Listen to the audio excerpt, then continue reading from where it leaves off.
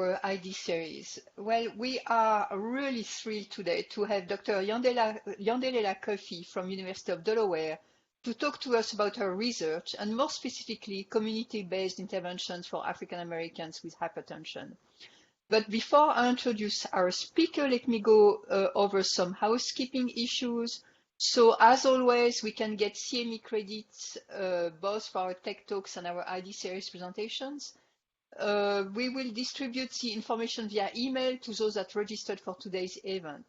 If you did not register prior to today's talk, you can still obtain CME information from Lisa Maturo at Christiana Care, and I will post her email address in the chat. Our next ID series will be next week, April 23rd, and that will be Dr. Sharon Wang Goodman from Delaware State University, who will talk about mental health of HBCU students during the COVID-19 pandemic. So you really do not want also to miss that one. And we will have a tech talk in May, but this will be announced a little later. That will be forthcoming.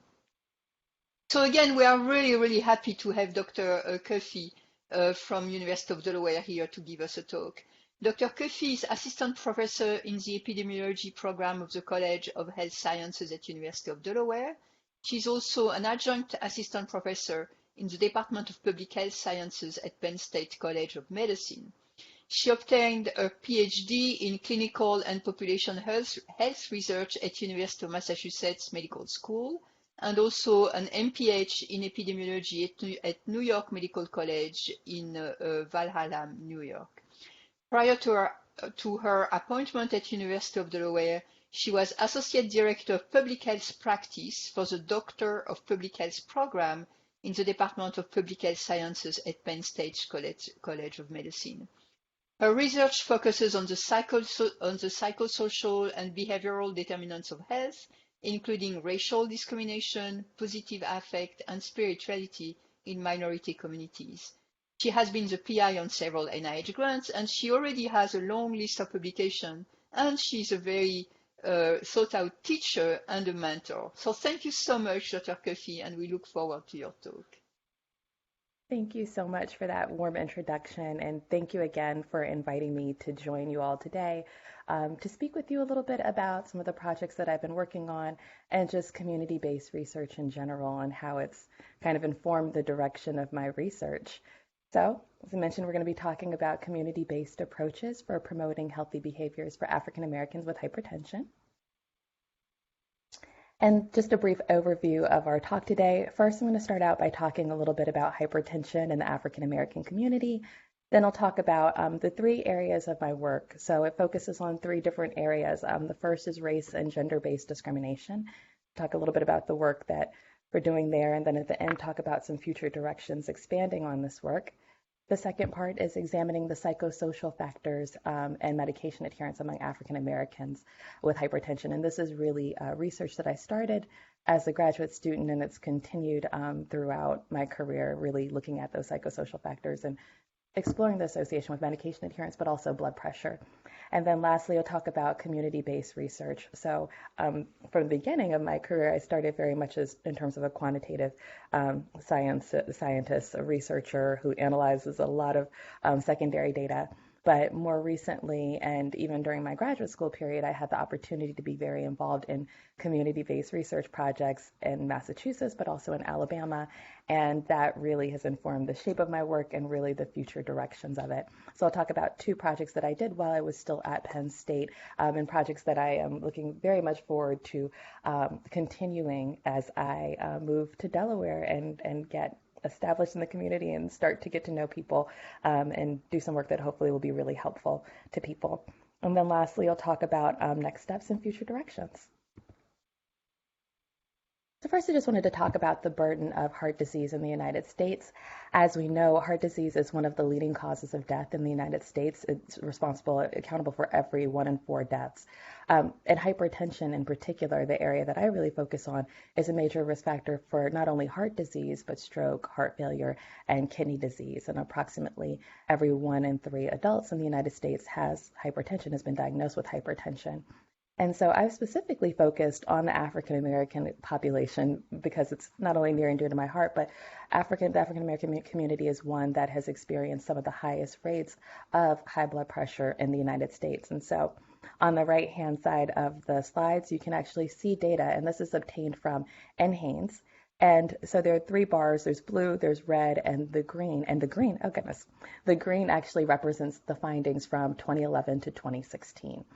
And what we see is that Black men have 57.6% of Black men have high blood pressure, followed thereafter by Black women who 53.2% report high blood pressure. So those are the highest out of any groups that we are seeing across the country. This is a tremendous challenge and a burden for the African American community, and a part of my role and interest in figuring out what are the things that we can do to reduce the prevalence of high blood pressure in this community, but also making sure that people who have been diagnosed with high blood pressure are appropriately managing it, that they're receiving the care that they need, and that we're finding novel and innovative ways to keep people encouraged as they manage this chronic disease over a lifetime. So in terms of awareness, treatment, and control, this data is also obtained from the NHANES data as well. And this is from the 2020 American Heart Association report on heart disease and stroke statistics. So again, we have different bars, the red representing white, the green representing Black, the purple representing Hispanic, and the blue, light blue representing Asian American. And what we're seeing again that's encouraging is that in terms of awareness, about 68%, 68.8, 69% of Blacks in the United States are aware of having high blood pressure. So they've been diagnosed, someone's had a discussion with them about what it means to have high blood pressure. The next part is in terms of treatment. So continuing to look at that green bar, 57.1% of Blacks are receiving treatment for it. And so in terms of awareness and treatment, African Americans and Blacks are doing the best in those categories. But then when we move down to control, we see that African Americans have dropped. Control overall is not great for anyone, for any of the different groups, the racial and ethnic groups there. But, it's a major challenge in the African American community, particularly when we consider the number of people in this community that have high blood pressure. So control rates are something that we need to work on overall, but also particularly in this community that's heavily hit by high blood pressure.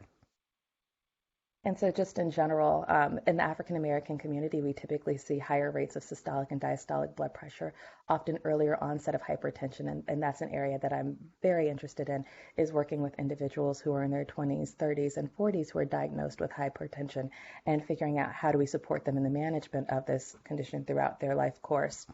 And then often suffer from more severe complications as a result of uncontrolled hypertension and higher rates of cardiovascular disease.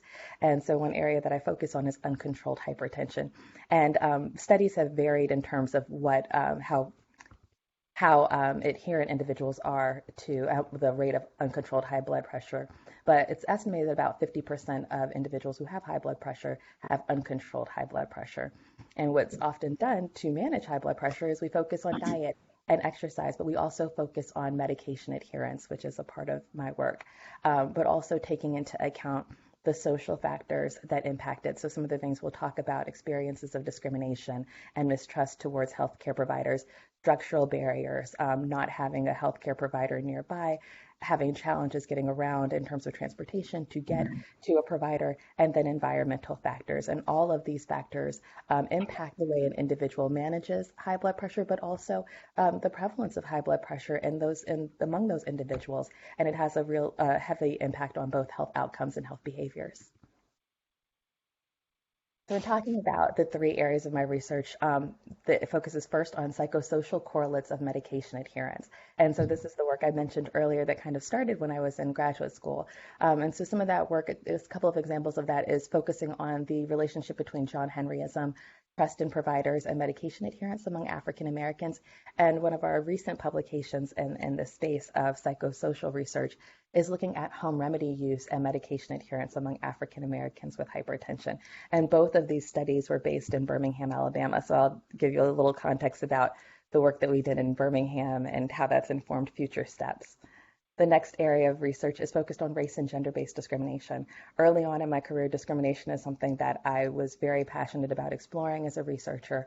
So one of the first things that I did was a systematic review exploring reported discrimination and medication adherence. And then the next paper was focused on discrimination, medication adherence, and patient-physician trust, which I'll discuss today. And now a more recent project is extending just beyond looking at race-based discrimination, but looking at the intersection of race and gender-based discrimination among Black women and understanding how those experiences, those combined experiences, impact emotional and physical wellness. And then the last area of research is community-based behavioral research for Blacks and Latinos with hypertension. So the first study, and all of this work has really started since I started as an assistant professor at Penn State and has continued now. This research, the first area was to really get a sense of the community that I was working with in Harrisburg, Pennsylvania, by doing a mixed method study to really explore medication adherence, health literacy, and the use of technology in this community at a local federally qualified health center. So I'll share some of the findings from that study. And then the second part was a KL2 funded project. While I was at Penn State, I was funded through their Clinical and Translational Research Institute through the KL2 program to develop a storytelling intervention. And so I'll share kind of where we started with that and kind of the next steps for that work. And then lastly, a small project, a community research grant that I received was to explore stress and social support among Latinas with hypertension. And this project really stemmed from a conversation that I had with some of the staff at the federally qualified health center, Hamilton Health Center, that I was working with, and talking about the needs and the challenges that the community faced, particularly Latino women. And so from that discussion I had with this group of Latinas that worked at the center, it really informed the idea about like how do we address stress and how do we bring people together who are managing hypertension and foster relationships and social support through an educational or lifestyle intervention. So a very small project just to start out working with that community as well. So next we'll talk about community-based research. And this is just a quick overview of community-based research and really just to set the stage for why I feel this is such an important and exciting area of research. So community-based research is collaborative, and it involves the community members, organizational representatives, and researchers. And it involves incorporating each group in every aspect of the research project. So having the community not only be the recipients of research, but be an active part of the research process as well. But also along those lines is recognizing the unique strengths that each of these groups bring, the researchers, the community members, and the organization, and also the shared responsibilities of all of those groups. So there are typically four types of community-based research. There's community-placed research, which is often designed by the researcher and may not have a lot of input from community members, but these studies are designed with the needs of the community in mind. And often a major aspect of that particular form of research is figuring out where in the community to conduct that research and where that would be best served. Like what is the setting for that study that we could really be helpful and what is a place that individuals would be able to easily access. The next is community-driven research. And so that's really developed based on the needs of the community and hearing directly from them, giving feedback about what are their priorities, what are the health priorities, and also what is the approach for research? How do you really engage that community? And hearing that firsthand from the community members. And then the next part of that is having community members as a part of the research team, whether that's just providing insights by being a community health worker, community health liaison, or having them on advisory boards. The next one that is very interesting to me is community-owned and managed research. So really driven by the preferences of the community, but managed by the community as well, and hiring and bringing on researchers as experts to kind of support their goals, the type of work that they want to see done in the community. And then last, the one that we hear about most often is community-based participatory research, which is really that continuous feedback loop between the researchers and the community members, really having them engaged from the start, before even starting a research project, all the way to the end. So community members and this type of research are part of the planning, the implementation, and the dissemination process. And even after the study, we're making sure that we're communicating the findings and next steps with the community. So continuously having that relationship. Often that can serve the individuals in the community can serve on advisory boards. They might be a member of the research team. And that's really an area that I really like and am really interested in. So one of the leaders in this area is Barbara Israel. She's an amazing researcher who has really spent her career understanding how do we do community-based research and how do we do it really well. And so she had a couple of recommendations, many more than this, but I just wanted to pull out some of my personal favorites from her work. So community-based research facilitates collaborative and equitable partnerships in all phases of the research. It builds on the strengths and resources within a community. And I can't stress how important that is. A lot of the work that I've done has been in communities of lower socioeconomic status. And for me, it's really important that we remember and think about how many strengths there are in those communities, how many resources there are, especially as someone who's new to the area. You may not be aware of what resources are in the community, but being able to have that relationship with individuals in the community that can give you the history of the community, that can share those resources with you and can give you a sense of the community, I think is just really helpful. So I always believe that there are always resources, always strengths, and really working with people helps us to understand those things a lot better. That type of research also promotes co-learning and capacity building among all partners. But the most important thing is that it's a long-term process, that working with the community is a commitment and something that, is a continuous investment in the communities that you work with. So making sure that those relationships are sustained and supported and continuously growing in a sense. And then lastly, develops knowledge and collaboration with partners and disseminates this knowledge back to the partners.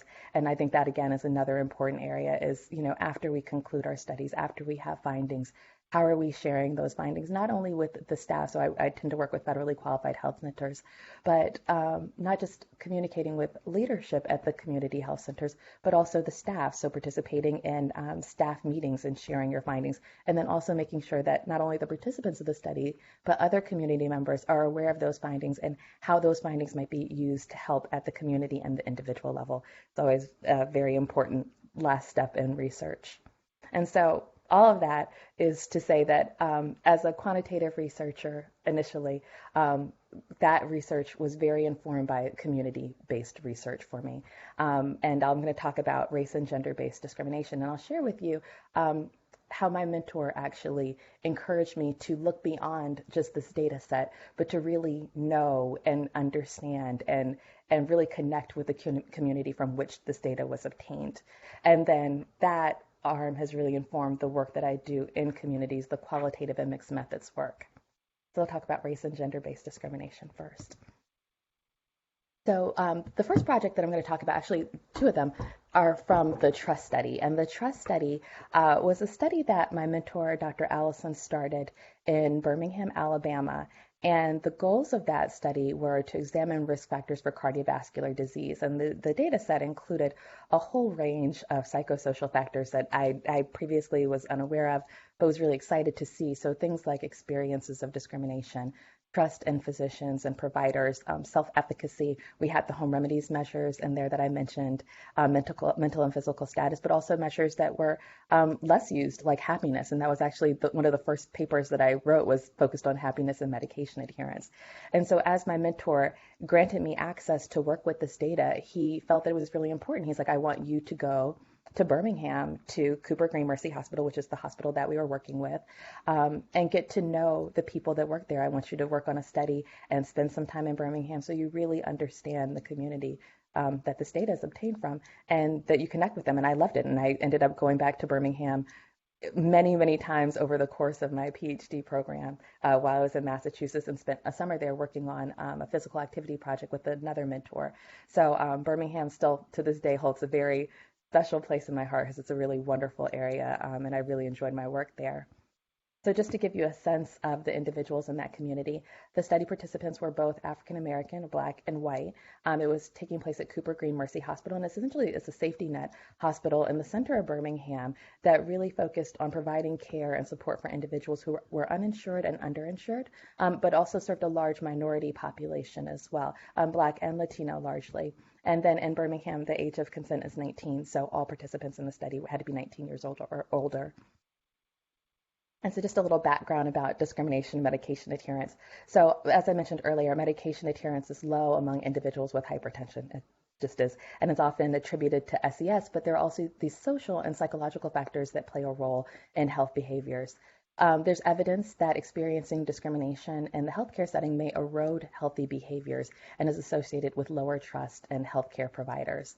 So the goal of this particular project was to determine if reported racial discrimination was associated with medication non-adherence among African Americans with hypertension, and if mistrust in physicians was associated with poor adherence. And so in terms of discrimination, just a fascinating body of research. Discrimination is defined as unjust treatment or discriminatory intent, and it's a psychosocial stressor. And there's been a number of different areas in which we've examined discrimination. Some of the leaders in that space are David Williams and Nancy Krieger, who've developed some really great scales for examining discrimination in those experiences, and not just in terms of racial and ethnic discrimination, but gender, discrimination experienced by the LGBTQA community, disabilities, weight-based discrimination, and age-based discrimination. So discrimination has been linked with a number of health outcomes. Cardiovascular disease is among that, but also depression and anxiety and sleep disturbance. We've also seen a connection with health behaviors, so things like increased smoking and drinking, non-adherence, as we'll talk about today, and then also healthcare utilization. And then lastly, it's been associated with psychosocial factors like quality of life, patient satisfaction with healthcare, and trust in providers. And this is a really large body of work. There are over 500 scientific articles at last check that are examining these various forms of discrimination.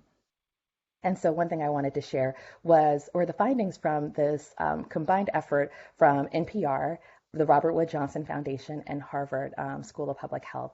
And they asked the participants in this national survey, do you still believe that your group experiences discrimination? And so 92% of Black Americans felt that Black Americans are discriminated against, followed by Latinos with 78%, Native Americans and Asian Americans. And then, we found that they found that women report experiencing discrimination more. But another group that was really, really high was the LGBTQ community. 90% reported experiencing discrimination, which definitely is a very important finding and indicates a real need to understand experiences of discrimination for that community as well.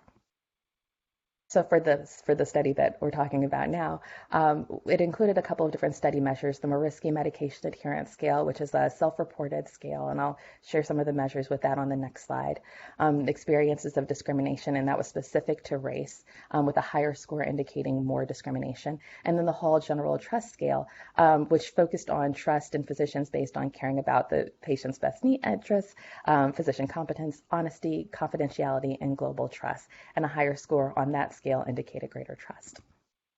And on the Moriski scale, we really focused on adherence or measures of low adherence, so things like forgetfulness, carelessly taking prescriptions, quitting when feeling better, and not taking medication when feeling better.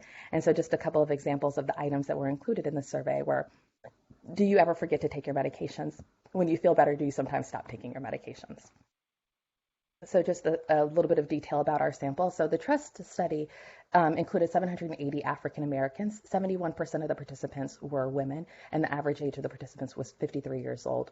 The majority of our participants reported high adherence. So 45% reported moderate adherence, and 41% reported high adherence, and only 14% reported low adherence. When we looked at discrimination, we found that individuals reporting lower adherence had higher discrimination score, so 4.05 compared to 2.88.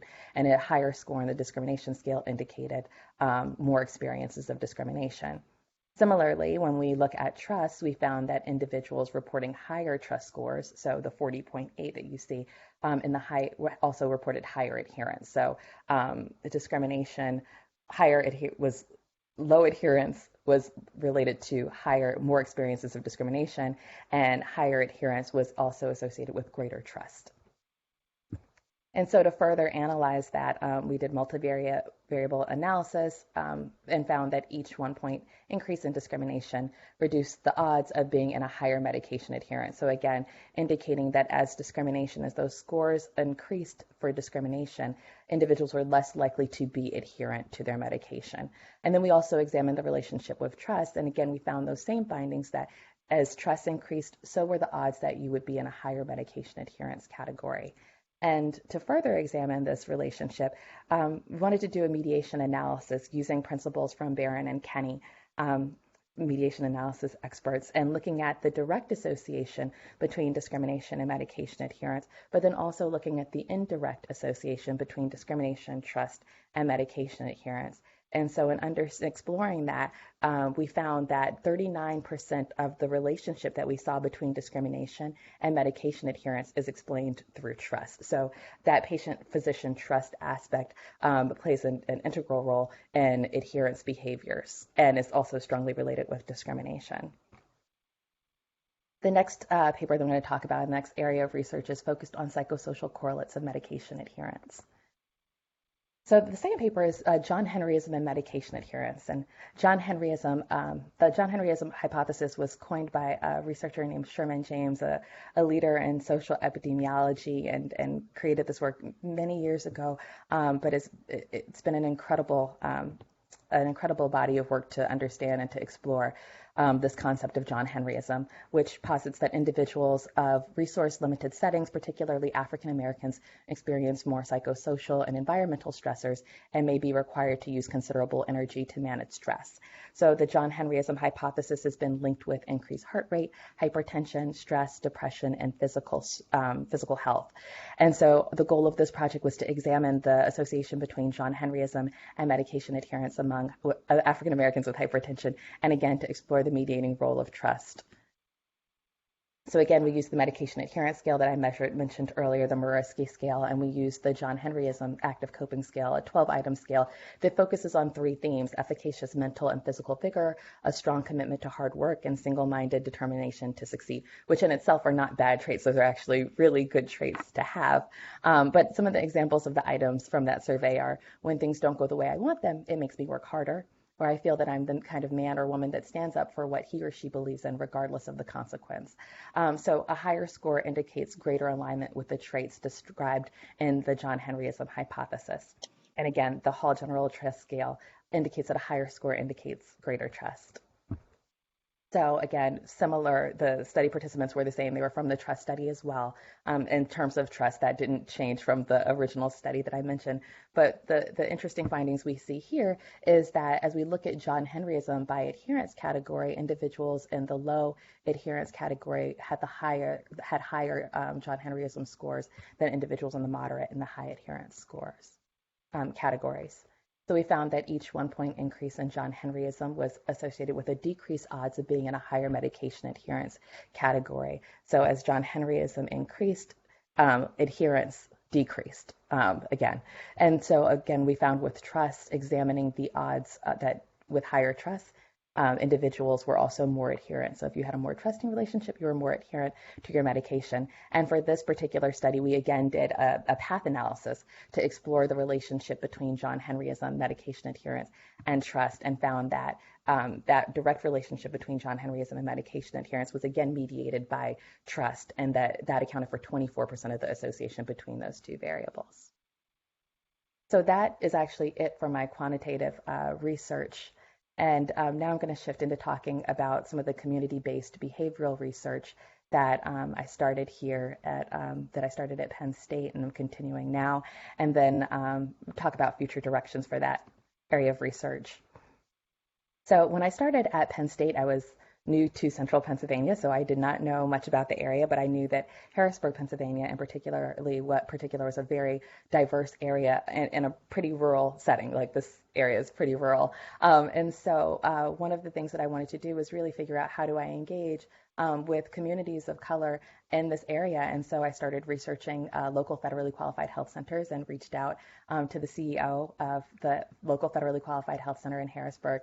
And she was absolutely wonderful and incredibly supportive in terms of welcoming me to work at the federally qualified health center. So I spent at least a day in the early stages each week working at the federally qualified health center, just getting to know the staff, getting to know security, getting to know patients, getting to know everyone there, and just to have a presence and to really show and understand the community a little bit better. And so as we started doing this work, one of the first things that I wanted to do is to understand, I know medication adherence is a challenge across communities, but I really wanted to understand how medication adherence might have been a challenge in the community. Were there issues of health literacy and the interest in using technology?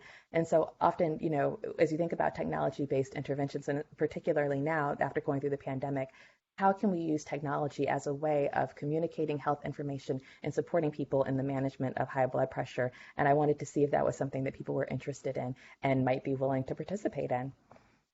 So in this first study, the goal was to explore health literacy, utilization of technology, and medication adherence among Blacks and Latinos with hypertension. And the secondary goal was to examine the feasibility of using a tablet or a smartphone to access health-related information among Blacks and Latinos with hypertension. So we had 50 participants. We had 30 survey participants, and we had focus groups and semi-structured interviews with 20 participants in it. And we conducted it at a local federally qualified health center, Hamilton Health Center. So for our focus groups, we had structured interviews. They were about an hour, 30 minutes to an hour for each. And we talked about things like challenges managing hypertension, of course, adherence, any tools that they were using to manage medication, concerns about using mobile devices to track health information, and then also to learn a little bit more about if you are participating in a behavioral or lifestyle intervention, what is the preferred content? What are the things that you want to know about? But also, what is the format that you would prefer? For the survey, we asked questions about, it was a 20-minute survey asking about demographics, and we used 3 scales, a medication adherence, a short form, a very short form medication adherence scale, technology, the health tracking, the technology utilization and literacy from the health tracking survey of 2012, and that was adapted, and then a small, very short, brief health literacy scale by Chu and Wallace. And so I know this is probably a bit crowded, but I wanted to talk about how we brought that quantitative arm and the qualitative arm together. So the first thing we did on the left-hand side, you'll see the study phases. We started with quantitative data collection. Then we analyzed that data. And after analyzing the quantitative data and seeing what we found in the findings, that really helped inform the development and the refinement of the interview guide that we used for the focus groups and the semi-structured interviews. And so we'd already started crafting questions for it, but really that quantitative phase helped us to really refine that. And so after we refined that, we started our qualitative phase. We collected that data. We analyzed that data using in vivo software, pulling out themes and looking at the relationship between the quantitative and the qualitative finding. And then we integrated those 2 areas together in the manuscript writing portion of it. And so just some data, some information about the study procedures. For the quantitative arm, we used surveys, did paper-based surveys, and used REDCap. We analyzed the data in SAS, and then we developed our interview guide. We did the interviews, as I mentioned, and then we analyzed the data using coding and thematic analysis using in vivo software. And so the demographics of our study participants for the survey arm of the study, for the quantitative arm, the majority of our participants were Black. They were 59% Black, 14% white, and 24% did not report race. For ethnicity, about 70% of our participants were not Hispanic Latino, but 30% were. In terms of self-reported health status, overall, the majority of our participants said they were in good health, which is promising and exciting. And then our sample was about 57% women, and the mean age of our participants was 60 years old.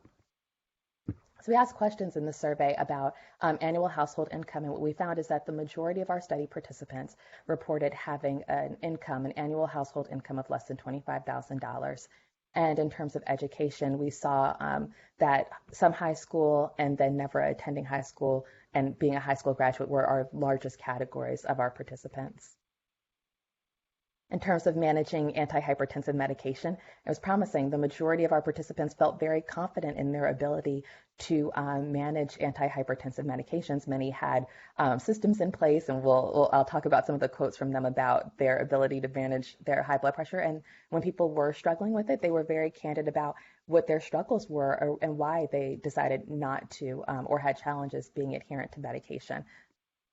We also asked about technology. So the Pew report has actually been incredibly helpful about understanding how people are using the internet, how people are using cell phones, and how they're engaging with it. So in this particular community, overall, the majority of our participants are able to access the internet on a cell phone, a tablet, or another mobile handheld device, at least occasionally. And then when asked, would you use a mobile device to look for health information or medical information online, the majority again said that they would be willing to. And then for health literacy, this was actually kind of one of our more challenging questions. We asked, how often do you have problems understanding the written information about your health? While the majority said that they didn't, we still had a pretty nice share of people who did report having problems sometimes, and even just anecdotally talking with people. Many of the participants said that they often had family members to help them out and understanding things, or they would Google things just to understand the information that their provider gave them. So while the majority did not, I think it was something really important for me is to figure out how to make sure that the materials we're providing are at an appropriate literacy level and things that would be helpful and useful to potential study participants. And so for the qualitative arm, we found 3 key themes. So barriers and facilitators of hypertension management, self-efficacy in managing hypertension medication, and then future study design. So just a couple of quotes related to barriers and facilitators of hypertension.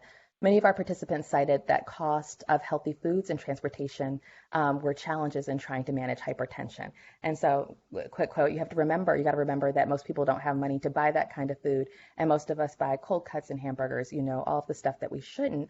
But now we have money, but now that we have the money, we can buy fish and turkey and all of the good stuff. So really highlighting, that healthy foods are expensive, and that can be a barrier to many in terms of, lifestyle change. Some participants expressed concerns about having a lack of resources in their community. Conversely, others felt very strongly that there were resources in the community that can be used to support people in hypertension management, but many people were not familiar with those resources. And so one of our participants said, a lot of people don't have the exposure to being healthy because they don't take time to go out to a meeting. They're not involved with the church, and so they're not in touch. And one of the things I learned in working with this community is that the church was a really great resource for health information and support of the community, but some people just weren't aware of the resources that were provided in that setting. We talked about self-efficacy in managing hypertension. Again, our participants were pretty confident in their ability to manage their medication. Participants that did face challenges in remembering to take their medication often cited forgetfulness or simply just not wanting to take their medication as the cause. So one participant said, I keep it right in view. So in the morning, it's right there on my chest of drawers in my bedroom. And I get up first thing in the morning after I eat and my first meal, and I take my medication. And then the other area I was interested in is understanding future design from the perspective of participants. So in designing an intervention or a program, what would be most helpful to you? And so our participants said that they preferred in-person sessions. However, many reported that mobile or technology-based interventions might be easy to integrate into their lives. And particularly participants that were not, not regular users of smartphones or computers, so that they would be interested in doing that, but they would need assistance in training to learn how to use that technology. So that's a really important point in thinking about any tech-based intervention, is making sure that you incorporate that time for technology and training and invest in that. So one of the quotes from that is, I believe online, you could just break it down into a little more detail than you can in person, because somebody can say something to you in person that you really didn't understand, and then you go online and then you read more about it online, and that helps you understand it a lot more. So this is just kind of a joint display showing the overlap in between our qualitative, so looking at medication adherence scores and technology literacy, and then some of the quotes that we had related to that from the qualitative arm of our study. And I won't go through that for the essence of time. So overall, the findings of the study were that it supports the potential use of technology-based interventions for managing hypertension, particularly for Blacks and Latinos and communities that are traditionally considered socioeconomically disadvantaged. Many of the participants reported an interest in technology for hypertension management and for education. And participants felt really confident in their ability to manage medications, but wanted more information in terms of health topics about diet, physical activity, and stress management. And so our team actually just submitted the manuscript for this paper a couple months ago, and so hopefully we'll be being able to have that study published and be able to share those findings back with the study participants and with Hamilton Health Center to thank them for all the time and the support that they provided to us. And then the last study that I'm going to talk about is developing a narrative-based intervention for high blood pressure. And the study is called HBP Stories. And this is my KL2 project that I started. And so narrative communication, when I say storytelling, people are often like, well, what does that mean? So narrative communication or storytelling has been used to promote healthy behaviors, and that's in terms of physical activity, diet, communication, for a number of conditions like diabetes, hypertension, and breast cancer. And storytelling provides insights to the challenges that are faced by an individual managing a condition. It utilizes imagery and language that reflects the community of interest. So your storytellers are people from the community. That's how I was trained, and that's what I like to do, is have individuals as storytellers who are from that community instead of trained actors, because there's just a natural rapport and a great way that people can really connect with those people in a real way. And this is also an approach that's well suited for low literacy communities. So if you're trying to share health information, sometimes a great way to do that is to hear somebody else's experiences. And hopefully that encourages and motivates individuals to do the same. So I'm not going to talk a great deal about this study, but as a graduate student, one of the projects that I worked on was the Culturally Sensitive Intervention Birmingham, which was a storytelling intervention to improve blood pressure. And that was located at Cooper Green Mercy Hospital in Birmingham, Alabama, that I mentioned earlier. And so what we did with that is we had individuals watch videos of actual people from the community telling their stories about hypertension management, what they did in terms of managing diet and getting active in ways that were accessible and relatable for the participants. And we saw really great, exciting reductions in terms of systolic blood pressure and diastolic blood pressure, 11-point reduction in systolic blood pressure and 6 for diastolic. So it was really encouraging findings, and a study that I really enjoyed working on as a graduate student, and really laid the foundation for the kind of work that I'm doing now and my passion for using storytelling as a way of connecting with people. And so this is just a conceptual framework that kind of illustrates how this storytelling actually works. So having people hear the storyline, having a strong production quality, is all contribute to having an individual absorbed into the storyline. And then we have this persuasive subtext where we talk about health issues. What are people doing? And then we also have homophily. So when I was talking about individuals being connected with the people who are telling the stories, having those similarities in terms of growing up, in terms of the way that they look, the way that they talk, their accent, all of those things help an individual identify with the individuals who are telling their stories. Like, you connect to a person in that way. And we hope that all of these three elements all lead to changes in attitudes, behaviors, and also contribute to greater motivation for behavioral change. So for my project, the goal was to develop and pilot test a narrative-based intervention for African Americans with hypertension. And so the phase that was funded through the KL2 was a development phase. So what I did was conducted semi-structured interviews with 15 to 20 African Americans to identify storytellers, then film the storytellers describing their experiences managing and living with hypertension. And I really wanted to incorporate the social determinants of health. So as I developed the questions, I kept things like transportation in mind. I kept things like literacy and access to foods, kind of the core of that, to integrate that aspect of the social determinants of health. And then the second phase was the feasibility phase, the ability to recruit 30 participants to film, to watch the narratives and provide feedback on their effectiveness and engagements with the narratives, as well as the study website that I've developed. So the development phase, I worked with a videographer. We filmed at various locations across the community, our local bookstore, our local historical market, which was a really beautiful place to film, and actually right on the waterfront downtown. I selected 10 storytellers, and they talked about a full range of things, such as challenges finding healthy foods, the role of social support. Actually, one of our storyteller groups was a dyad with an aunt and a niece, and they talked about how they supported each other in managing high blood pressure. And then storytellers who had successfully gained control of hypertension and the actions that they took. And so all of that was completed by November of 2019.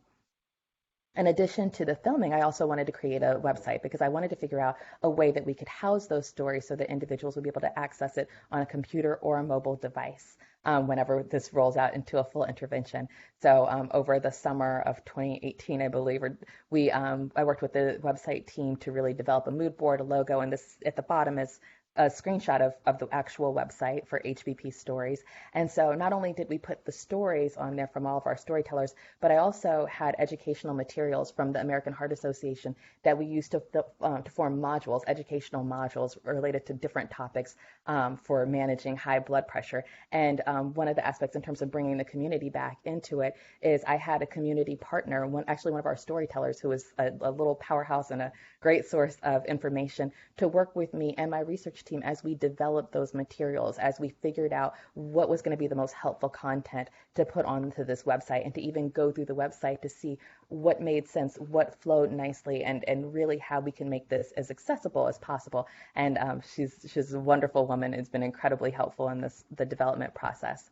So the next phase, because of the pandemic, we were not able to do the feasibility phase, but I hope to be able to start that soon. A part of that is to recruit 30 participants to view the stories.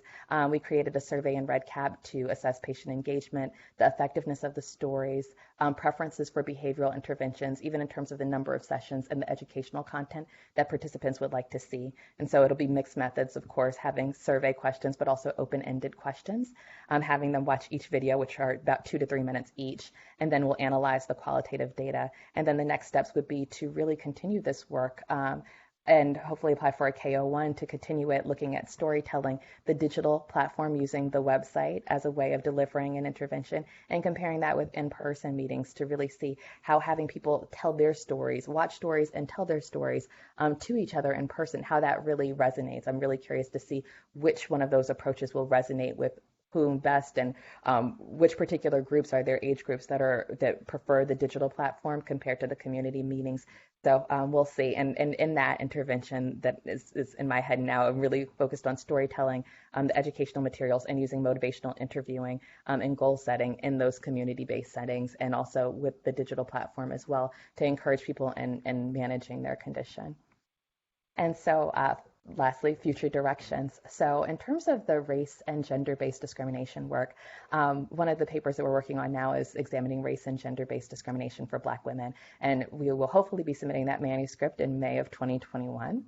Looking at the psychosocial and behavioral risk factors of cardiovascular disease. So when I talk about discrimination and John Henryism and happiness, one of the things that I'm really interested in doing is using structural equation modeling to look at many psychosocial correlates, those things like discrimination and trust, and how it relates to medication adherence. And I'd like to do that using the Jackson Heart Study. So I've already started on a proposal to actually be able to write a paper around that. Also, I'm doing some work with health literacy, functional literacy, and medication adherence among African Americans with hypertension using Medicaid data, which I'm very excited about, and then continuing that work to explore stress and social support in Latinas with hypertension. And then the narrative-based interventions, submitting the KO1 that I mentioned, to continue this work and focusing on recruitment and engagement, and then the preliminary impact of this approach on blood pressure and medication adherence. And then a grant that I'm also planning for this summer, in fact, is graphic narrative. So actually using comics as a way of informing people about hypertension management, sharing stories in a different way. And so I have a collaborator and peer who is an expert in using graphics to educate medical students. But I was really curious about how can we use that same approach to educate individuals living with hypertension about how to manage their condition, and sharing stories from others managing that in a different way. So that will be submitted in June of 2021, and we'll see how it goes. And that's it. So I just wanted to open the floor up for any questions. Thank you so much, Dr. Cuffee, for this fabulous, really very stimulating presentation. Any question?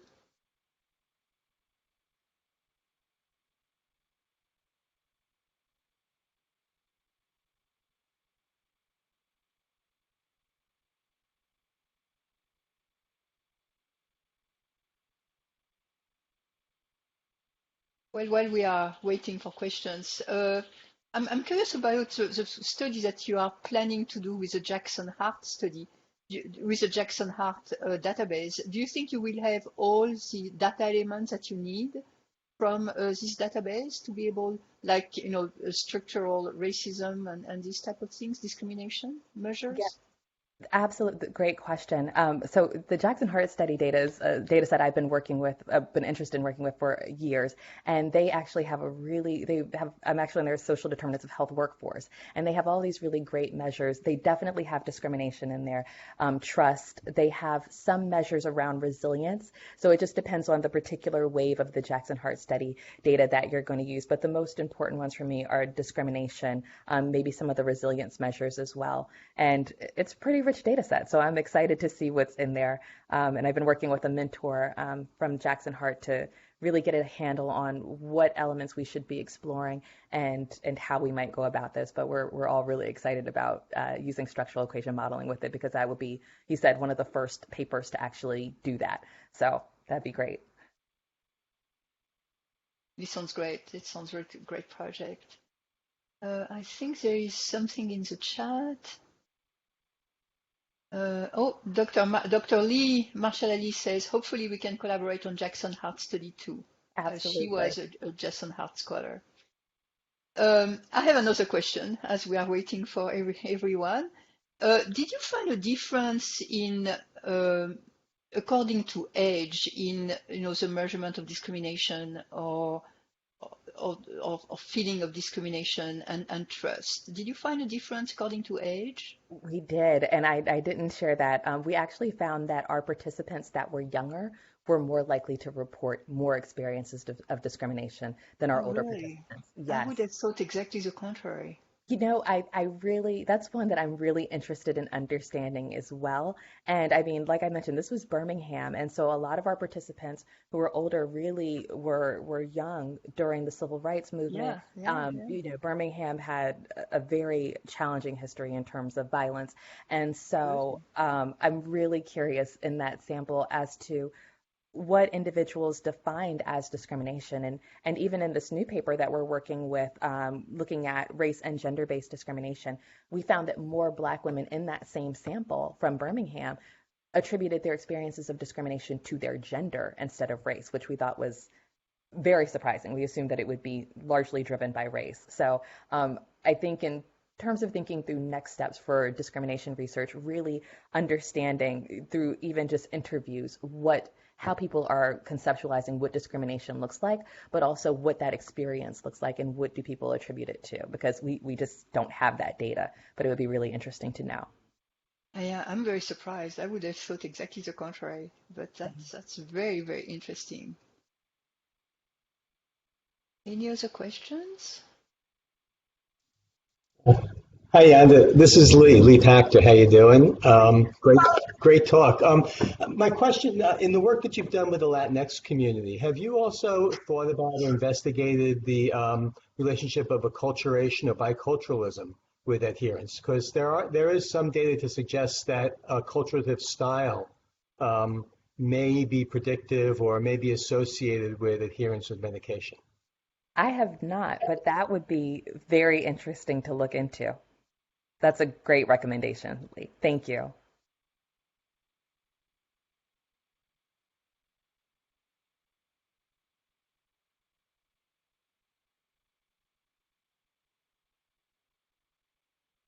So, related to also the Hispanic community, did you find any differences again in discrimination, in feelings of discrimination in relation to how long people have been here and whether they were born here or whether they immigrated? And I guess you couldn't get the immigration status either, right? I mean, that's something that is so sensitive. So unfortunately, we weren't able to, the discrimination work was only in the African American community. Oh, So okay, we I'm actually sorry. didn't have an opportunity to explore it in the Latino community, but I would really be interested in doing that. And I think, to Lee's point, thinking about culture, thinking about how long an individual's lived here, Right. I think those are really interesting questions. And that hasn't been something that we've explored yet. But I think it would be really interesting to do that. Absolutely. Any other questions?